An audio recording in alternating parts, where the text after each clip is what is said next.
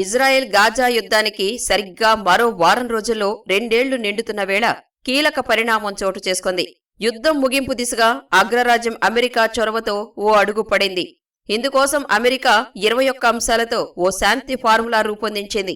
ఇటీవల ఐక్యరాజ్యసమితి సమావేశాల్లో పాల్గొనేందుకు వచ్చిన గల్ఫ్ నేతల వద్ద అమెరికా విదేశాంగ మంత్రి మార్కో రూబియో ఈ ఫార్ములాను ప్రతిపాదించారు. పాలస్తీనాకు దేశంగా గుర్తింపు ఇచ్చే ప్రక్రియ ప్రారంభం, తమ చెరలో ఉన్న ఇజ్రాయెల్ బందీలను హమాస్ విడుదల చేయడం, ఆయుధాలు వదలడం, గాజా నిస్సైనికీకరణ, ప్రజల్లో తిరుగుబాటు ధోరణిని దూరం చేయడం వంటి అంశాలు ఈ ఫార్ములాలో ఉన్నాయి.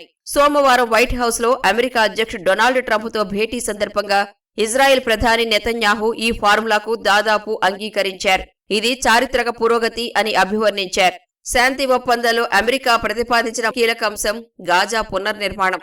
ఇజ్రాయెల్ దాడులతో గాజా నామరూపాలు లేకుండా పోయింది. ఎక్కడ చూసినా శిథిలమైన భవనాలే. వీటిని నిర్మించాలంటే లక్షల కోట్ల డాలర్లు అవసరమవుతాయి. మరి ఆ డబ్బును ఎవరు భరిస్తారు అన్నది మరో ప్రశ్న.